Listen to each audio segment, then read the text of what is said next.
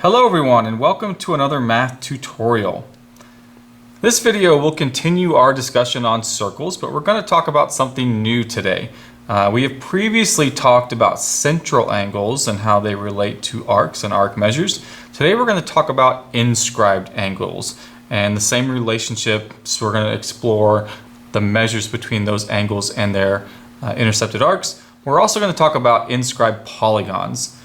So putting polygons inside of circles is where we're going to go with that. Let's start the lesson off with some vocabulary as to what these things actually are. Okay, first up is the inscribed angle. So different from a central angle is going to be the location of the vertex of this angle. With the inscribed angle, the vertex of the angle is on the circle. Whereas before with the central angle it was at the center. So we're just moving where the vertex is located. So you see this angle here, this angle ABC, and looking at this diagram you can see that the vertex of the angle point B is actually on the circle instead of being in the center of the circle like we saw in the previous couple of videos. Now notice that when I draw that, the sides of this angle have hit the circle at two places, and if we look between those intersection points, we have what we call an intercepted arc. So we're going to begin this video tutorial on a theorem that will tell us the relationship between the measure of this angle and this intercepted arc. All right, here is that theorem to describe that relationship for us. This theorem says that the measure of an inscribed angle is equal to 1/2 the measure of its intercepted arc. When I look at this particular diagram, the measure of the inscribed angle, so let's do this, the measure of angle ADB. Okay, so this angle here is equal to 1/2 the measure of the intercepted arc, which is AB. In other words, maybe think of it like this on the diagram. If I know that the measure of this arc is, say, x, then that means the measure of this angle right here is 1/2 of x. Okay, now for a couple of example problems to test out and practice that theorem. We're asked to find the measures of angle T and to find the measure of arc QR. So starting with the measure of angle T. So angle T on this diagram is right here. It is an inscribed angle. I notice that the sides of this angle intercept an arc that is 48 degrees. Well, according to that theorem, the measure of this angle should be 1/2 of that arc. So it should be 1/2 of 48 degrees, which is 24 degrees. Okay, next problem, we want to find the measure of arc QR. So arc QR, that's over here. Notice that there is no inscribed angle anywhere that is intercepting that arc. But we do have this other angle, this 50-degree angle, and this 50-degree angle intercepts that arc.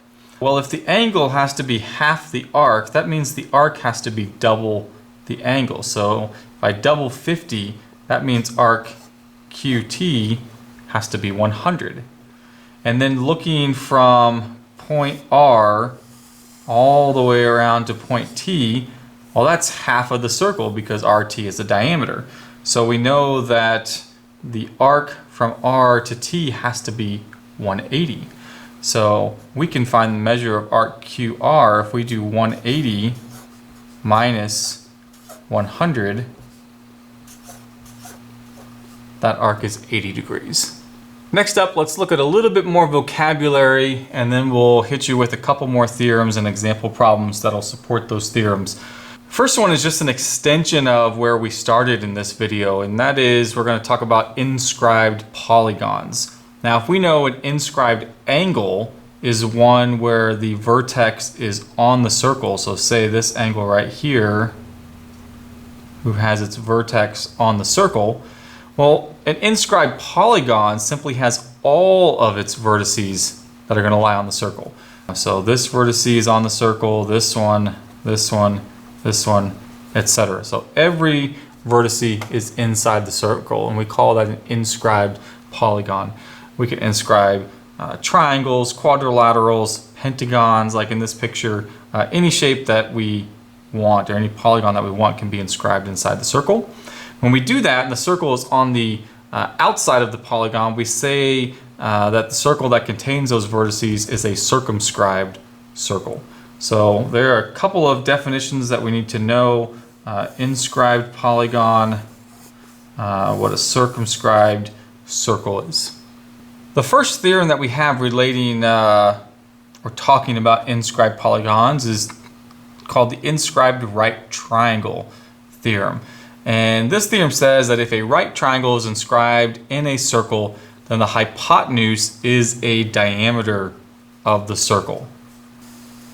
That part right there is the important part. Also, we can kind of reword this conversely. It says that if one side of an inscribed triangle is the diameter, then the triangle is a right triangle.